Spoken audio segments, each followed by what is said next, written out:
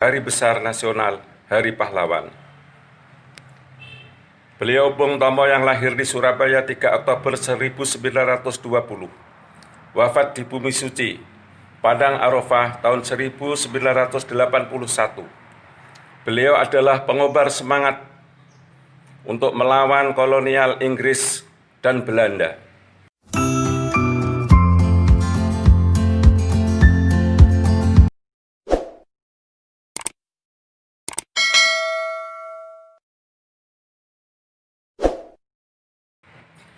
Assalamualaikum warahmatullahi wabarakatuh. Peringatan Hari Pahlawan 10 November 1945 berdasar Kepres nomor 316 tahun 1959, tanggal 16 Desember 1959, 10 November ditetapkan sebagai Hari Besar Nasional, Hari Pahlawan. Beliau Bung Tomo yang lahir di Surabaya 3 Oktober 1920, wafat di Bumi Suci, Padang Arafah tahun 1981.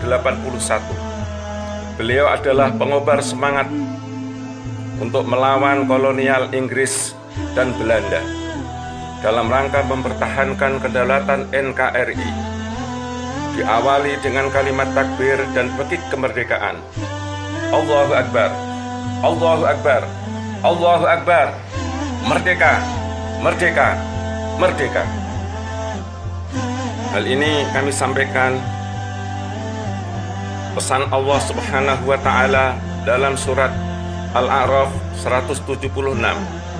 Faksusil qasasa la'allahum yatafakkarun. Maka ceritakan beberapa kisah agar mereka mau berpikir. Di lain ayat pada Quran surat Yusuf ayat 111. Laqad kana fi qasasihim ibratul liulil albab.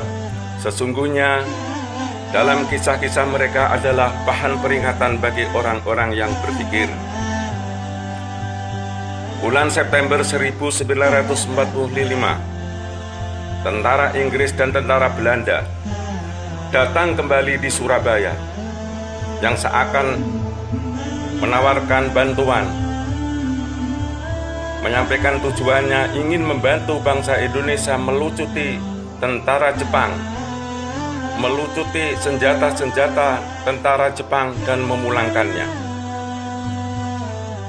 Tapi ternyata ucapan dan sikapnya, sifat kemunafikannya dicergasi oleh seorang jenderal yang masih muda saat itu.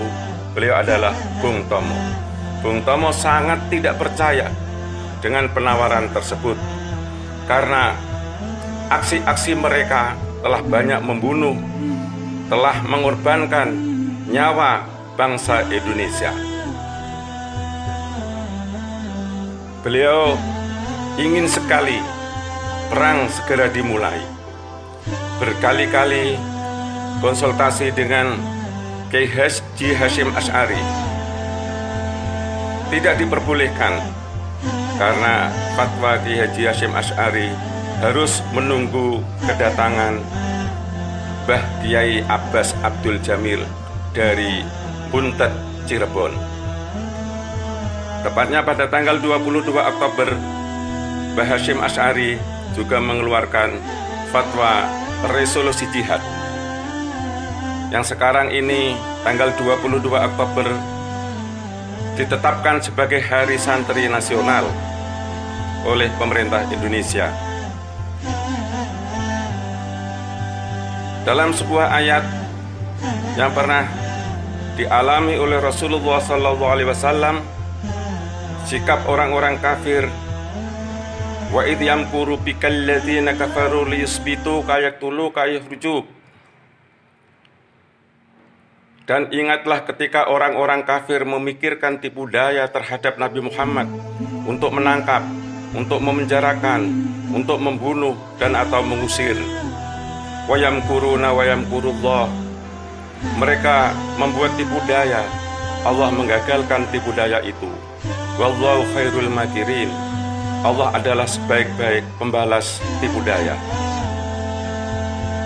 Pemirsa dan pendengar sebangsa dan setanah air yang dirahmati Allah Subhanahu wa Ta'ala.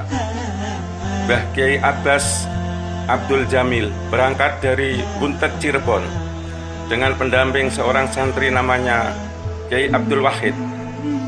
Disuruhnya membawa dalam kemasan, dibungkus dengan kertas dan dimasukkan dalam tas kain. Abdul Wahid tidak mengerti apa yang sedang dibawa itu.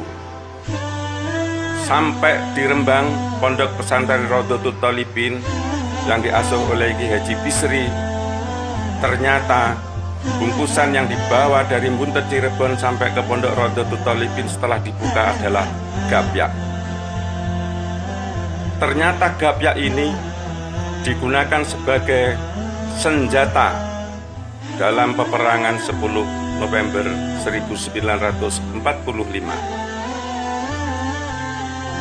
Ketika sudah dapat izin dari Ki Haji Hasyim Asy'ari, perang dimulai dan Mbah Kiai Haji Abbas bin Abdul Jamil memulainya dengan doa.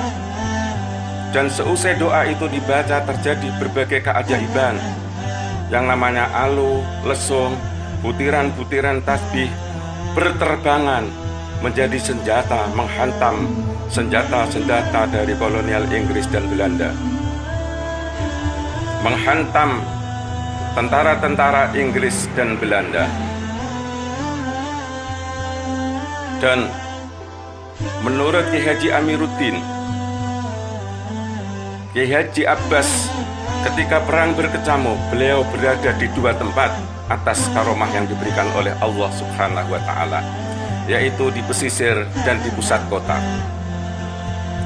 Sehingga menjadi catatan sejarah yang paling sangat penting, karena peperangan selama ini, penjajahan Inggris di seluruh dunia, tidak pernah jenderalnya mati. Tapi peristiwa di Surabaya itu seorang jenderal Malabi mati, hanya dilawan oleh tentara Indonesia dengan bambu runcing dan senjata-senjata tradisional.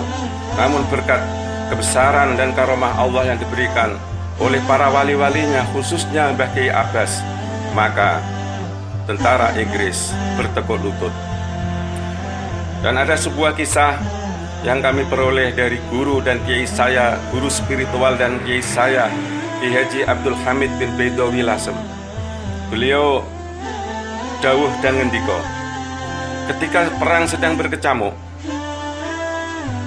sandal Mbah Kiai Abbas ini dilemparkan ke arah pesawat.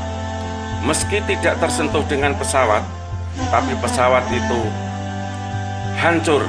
Begitu dilempar, langsung pok jatuh. Sandalnya Mbah Kiai Abbas dilempar 3 kali, pesawat itu jatuh pun 3 kali. Sehingga hal ini sangat irasional menurut secara akal. Tapi itu telah terjadi dan fakta real. Demikianlah peristiwa singkat yang kami sampaikan, semoga bermanfaat. Bahwa perjuangan para alim ulama, para kiai untuk kemerdekaan tidak henti-hentinya. Sampai hari ini kita semua punya tugas untuk mengisi kemerdekaan Indonesia dengan keadilan dan kemakmuran. Hadanallahu wa iyyakum wal afu minkum. Wassalamualaikum warahmatullahi wabarakatuh.